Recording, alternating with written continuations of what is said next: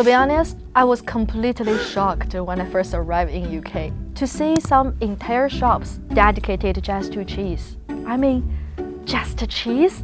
And so many different kinds. Because like for me, for most everyday people in China, cheese is still something from cartoons.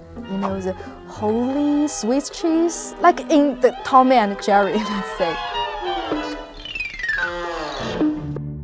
And at the best, people think it as those processed cheese slides you can get into a burger.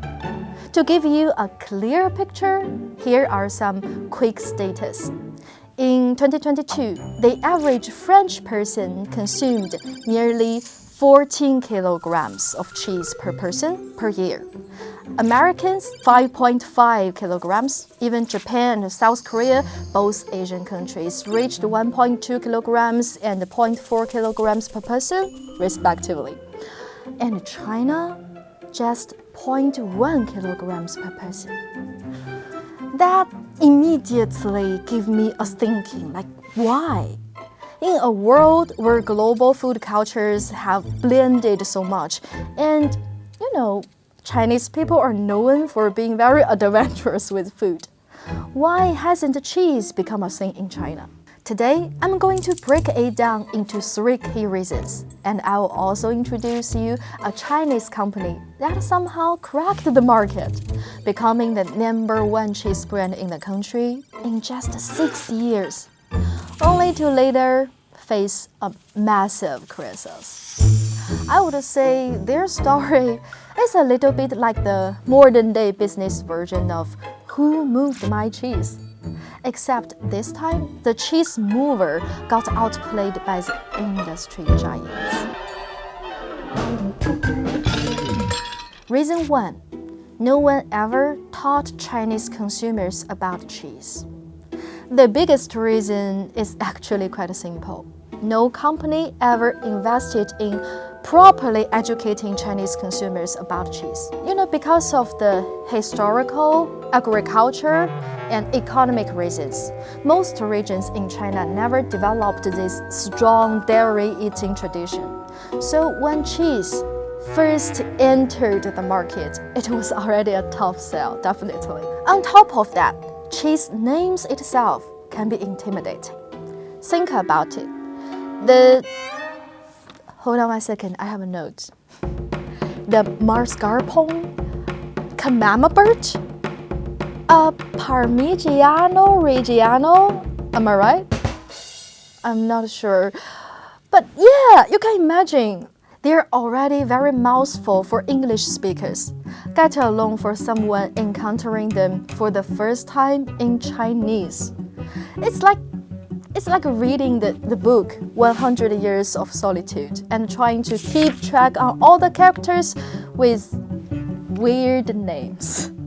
So let's be real, if people don't even know what something is, why would they go out of their way to try it?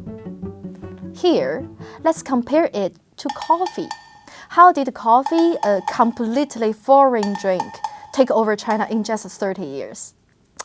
I'll tell you a secret of myself. When I was a little kid, I thought the coolest adult were those business professionals in TV dramas. They always walking very fast in a suit with a cup of coffee in hand. So for me, coffee didn't just a normal drink. It means success. But definitely now I know it's just mean overtime work. That's another story. Here we go, the reason 2. Mismatched eating habits and fast food's bad influence. Another issue is that cheese just doesn't fit naturally into the traditional Chinese eating habits. In China, most people prefer hot, freshly made food. That's why every pizza commercial in China always zooms in the gooey, stretchy, melted cheese, because that's one form of cheese that feels hot and fresh, making it more acceptable for the local palate. Interestingly, China did manage to create its own unique cheese trend, cheese tea. Instead of blending cheese into drinks like milk tea, brands started putting a thick, salty cheese foam on the top. It's kind of like a beer foam, but richer. This contrast between sweet and salty turned into an addictive combo, making cheese suddenly cool in a way it had never been before. However, for the most part, cheese in China got associated with fast food. McDonald's, KFC, Pizza Hut, where it was often ultra-processed and high in fat. As a result, many people assumed, which is wrong, that all cheese was unhealthy, making it even harder for premium cheeses to enter the mainstream market. Reason 3. Cheese is just too expensive in China. Now, let's talk about numbers. The global cheese market operates on a future pricing system with prices ranging from $3,500 to $4,100 per ton. Once you add import tariffs and the currency conversion, the landed price of imported cheese in China is around 40,000 RMB per ton. Even if produced domestically, the base cost just from milk concentration rates is at least 25 RMB per 500 grams. That means cheese, without any branding or packaging, is already more expensive than beef in China. So, how did this one Chinese company succeed? This brings us to the one company that actually managed to break through. Milk Ground. The Chinese name is 妙可蓝多. Most Chinese media highlight 2 reasons for their success. Firstly, they didn't try to sell the real cheese. They made cheese snacks for kids. Instead of pushing traditional cheese, Milk Ground created flavored, processed cheese lollipops designed specifically for children. Their goal wasn't to introduce cheese as a food ingredient, but rather than a healthy, tasty snack. And here's a genuine part. They positioned their cheese snacks as a form of kids' social currency. Sometimes, kids would want to share, just like our adults. Sometimes we would say, okay, fine, let's buy you a drink. Let's give you a 妙可蓝多. It's the same thing. Secondly, they spent crazy amounts of money on advertising. Milk Ground poured 20 to 28% of their revenue into advertising. They did traditional TV and digital ads, sure, but their biggest marketing move? They brought up ad space in apartment and office elevators across 16 major cities with their 15-second jingle ad playing 480 times a day in 100,000 buildings. Imagine it. You can hearing a cheese-themed remix of the kids' song Two Tigers every day you stepped into an elevator.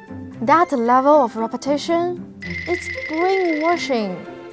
Even it's just a dog's barking, you're gonna memorize it.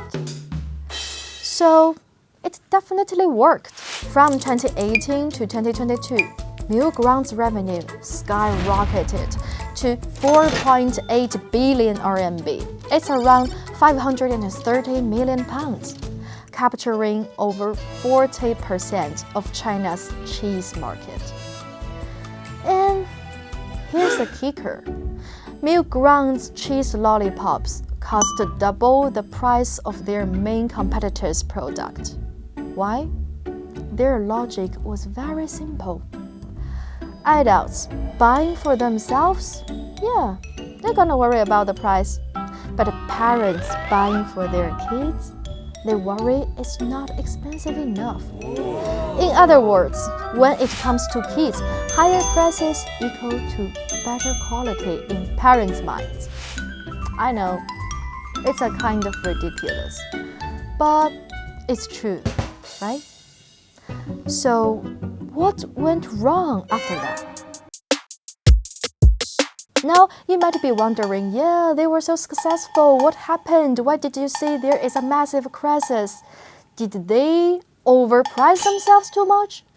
Did their ad spending backfire? Did they fail into diversity? Well, that's exactly what I'll be talking about it in my next videos. Because in the last 3 years, Milkground has lost 36.5 billion RMB in market value. And more importantly, what can we learn from it? So, if you are curious, make sure to subscribe so you don't miss part 2.